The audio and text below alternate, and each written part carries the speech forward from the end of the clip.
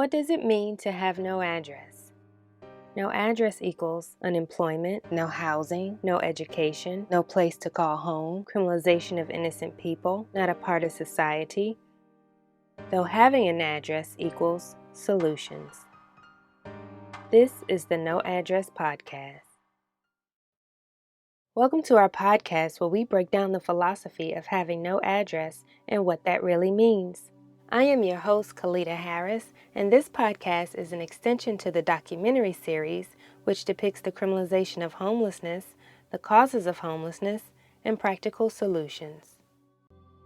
This is our first episode, and my guest today is Heather Hutton. We met about 2 years ago in Atlanta, Georgia, and I can definitely say that we've connected on an empathic level, and she's been very instrumental in helping me develop my documentary series. I wanted to bring Heather on as my first guest because her story is very powerful and it really culminates the definition of what not having an address really means. She was homeless back in 2008, 2009 during the recession period, and all of the roller coasters that she's gone through, I feel like her story needs to be told and understood by the masses. So, let me introduce you to Miss Heather Hutton. Hi, Heather. Hi, Kalita. How are you today? I'm fabulous, and I just wanted to say thank you for inviting me to be a part of this project. And I just had a flashback to the initial email you sent to me through a mutual friend that said you are an empath. And when I saw the email, I could not respond when I saw a fellow empath contact me. I just knew when I got the email that I needed to connect with you and find out what your project's about. So thank you for the invitation, and I'm still honored to be a part of it. And I'm so glad you responded. Me too. This has been a brilliant collaboration on many levels. When did you begin to experience homelessness? I lived in a house in North Knox that was, roughly $900 to $1,000 a month. And I thought, well, I'm either going to go find other work or I'm going to fill my house up with renters and leave town and follow the work wherever it's at. So even though I found a job in this first scenario, it was a temporary job. Then I came back to Knoxville, there's no work. And this was a moment in my life when I couldn't believe, with a college education in aerospace, that I couldn't find work. I tried day labor that year. I tried to work for McDonald's that year. I tried to work, maid service. I tried everything, and I could not find a paid job. And at the same time, my father, who is in the mortgage industry, was having a falling out where he was living in Atlanta, Georgia. So my family was not in a financial situation to help me either. So I couldn't call Daddy and say, can you bail me out for a little while? Like, that wasn't an option. So my dad ended up coming to Knoxville, Tennessee, and asking me if he could borrow money to prevent a further downward spiral that he was dealing with. And I gave him a little bit of money, and I said, you can stay at my place for X number of days, but after X number of days, I'm not even sure I have a place to live. So here I'm going through this, my father's going through this, and we're trying to help each other, but we just don't have the resources. And sure enough, after, I don't remember the exact timeline, but eventually I called my landlord and evicted myself because I knew that I couldn't pay rent moving forward, and I didn't want to stay in the house not paying rent and have that on my record. And my landlord worked with me. I think he even gave me a 30-day leeway to try to get out of the house and, figure my situation out. And I knocked on doors. I called people, friends in Knoxville that I had helped in the past. And I was in utter amazement that once people found out that I was suffering financial sabotage, how many people actually would not help me. close friends that I had slept on their couches before would not offer me a place to sleep. And I don't know which was harder, actually becoming homeless or having your friend shut a door in your face when there was no falling out. You're just all of a sudden not successful. And it really made me feel like trash, you know. So the first 6 months were a real struggle of being homeless, and I did have resources in Knoxville, so there were places I could knock on doors, but the places that I ended up going were places like warehouses that I slept in, and in the winter it's not comfortable to sleep in a warehouse, or in the summer. I even had an art show that year at Ironwood Studios that was up for a month, and was able to negotiate with the landlord of the studio to let me sleep in the art installation for 30 days while the art installation was up. So that was one place to stay for 30 days, but it was temporary. And all this time, I don't have an address. I don't have a place to get mail. I don't, you know, blah, blah, blah. And again, I'm jumping from sleeping in a studio to sleeping in a warehouse to a friend might give me a couch to sleep on for a week. And over time, what I realized was happening was the people who were really reaching out to me were kind of strangers. They weren't people that I knew very well. And the people that I knew really well were not, you know, putting in the same effort to help me out. One of the gems of that year was I had forgotten I was on a 2-year waiting list to get into a welding program at Tennessee Technical College. And they, because of my zip code, when I had an address, because of my zip code, when I had an address, I qualified for this grant to go through a welding program. And that welding program was sort of the catalyst for me to stick this out, because I was getting a free education, and they bought my welding supplies. They gave me a gas card, which was not enough to live off of, but I was able to get the occasional hot dog from a QT and put some gas in my car to get to the welding program. And when I was there, and I was there Monday through Friday, there were some days I was so exhausted from the hustle of trying to figure out where to sleep and where to go, that I would just curl up in my cubicle on the concrete floor and just go to sleep, because I was so exhausted just trying to get to school to do the work. And my professor there saw what was happening and occasionally would give me his leftover lunch. He taught to some other professors at the school. Another teacher gave me a $50 gift certificate to go buy groceries.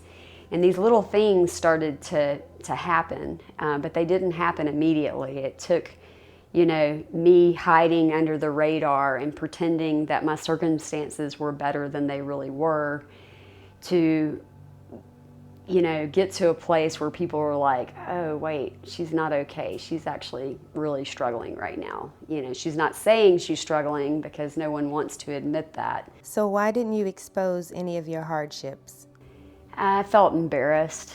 I felt like it was my fault somehow that I didn't have a plan B in my life lined up.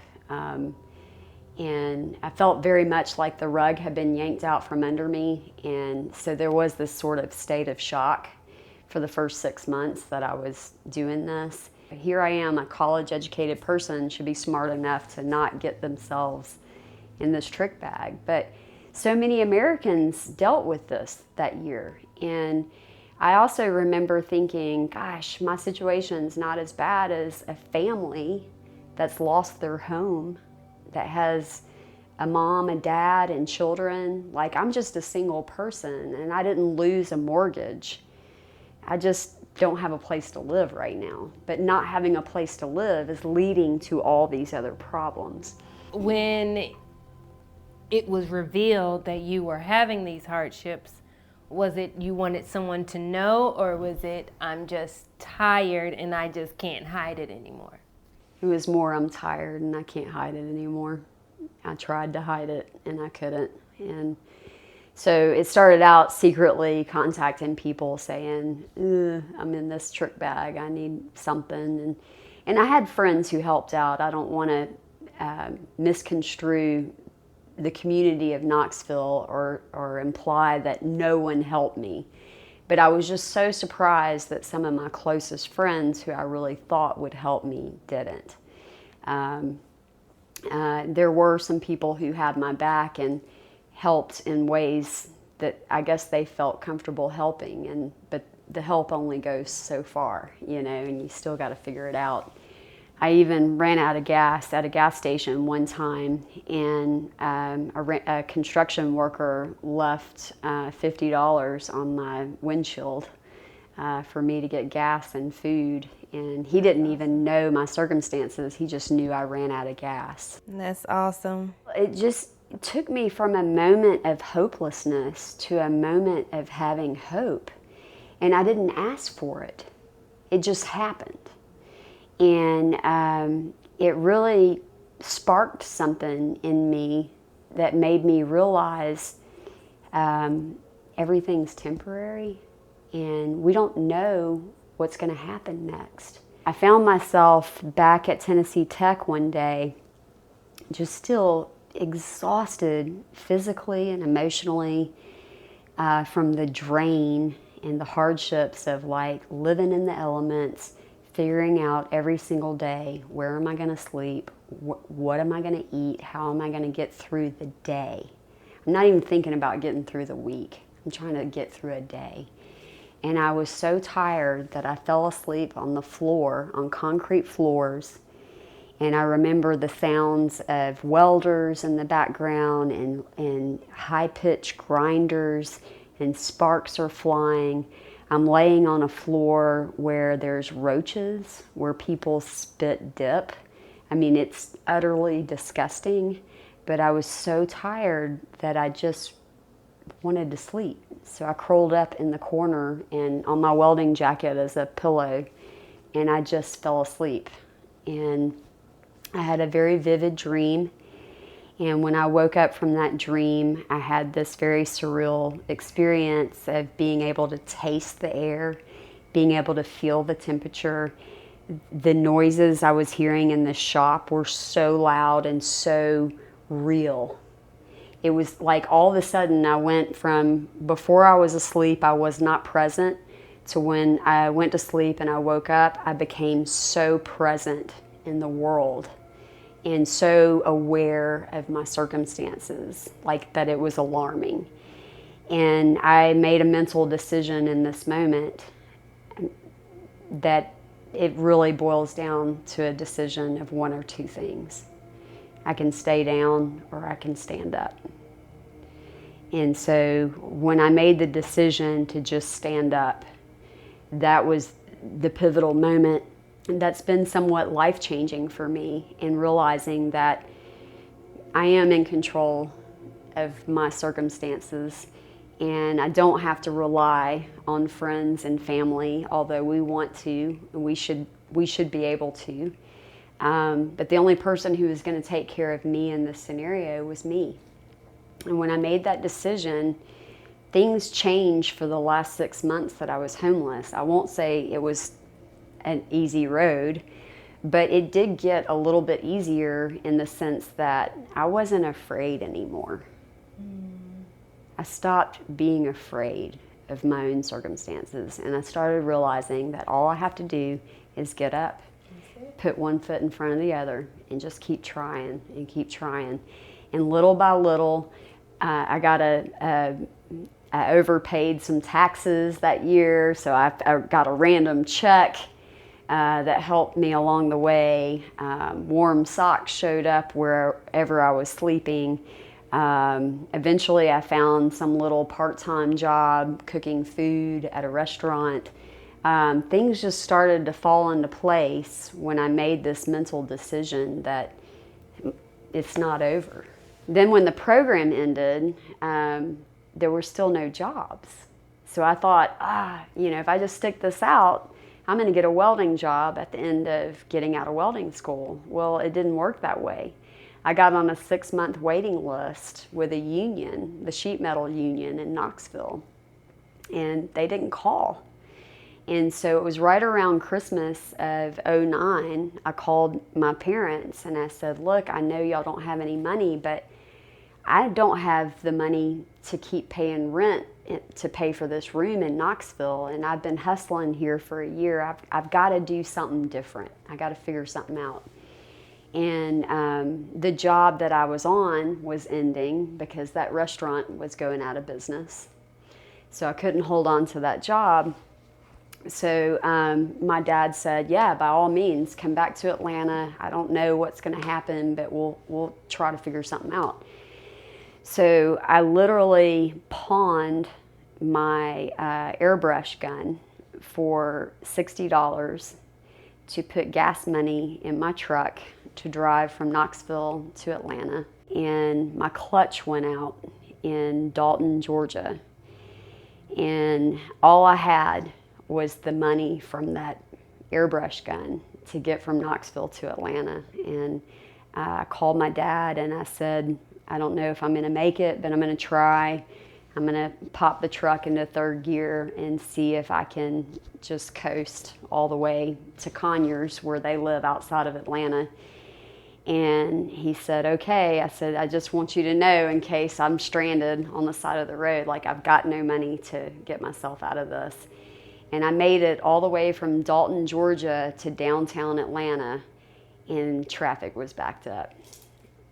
When traffic was backed up, I couldn't keep the truck in third gear and keep moving. So as soon as I stalled, I was done. Welcome to Atlanta. So my dad, I'm not sure if he rented a trailer or borrowed a trailer, or if my brother rented a trailer. But anyway, he showed up downtown with a trailer to pick me up. And then, I'm living at mom and dad's, in my 30s with a college degree in aerospace. Like, this is not an ideal situation. This is not the American dream, right? So now you're back with your parents, and how long was it until things started shifting in your life? I was home for about 30 days over Christmas, and I got a phone call finally from the union in Knoxville to come back for a welding gig. And I got in my car to drive back to Knoxville for this welding gig. And on my way to the welding gig, I got another phone call to teach aircraft maintenance at Middle Georgia College in South Georgia. So you turned around. So I turned around. Well, the pay was, there was no contest. I mean, it was, $20 an hour versus $50,000 gig with benefits.